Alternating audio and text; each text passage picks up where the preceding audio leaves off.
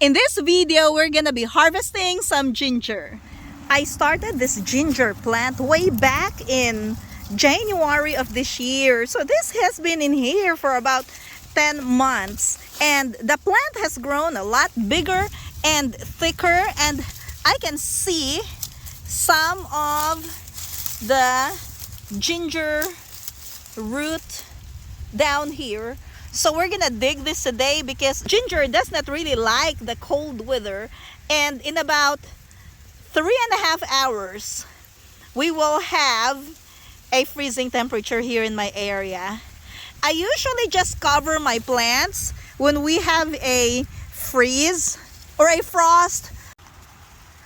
This one is different because this is a killing freeze. So all these plants that are not cold hardy are gonna die.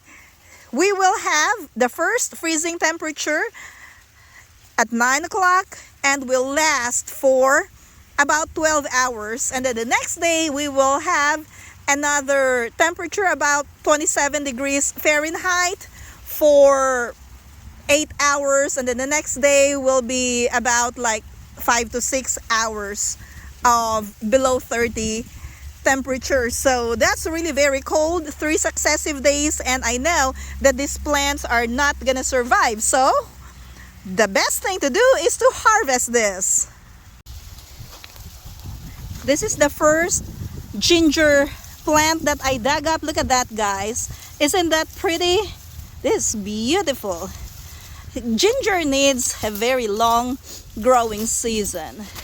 The 10 months that I mentioned earlier is from when I started soaking the store-bought ginger in the water and then trying to sprout it. Now this one here is the original ginger that I planted, and this, you can see the new ones are like yellow and red. It's pretty cool.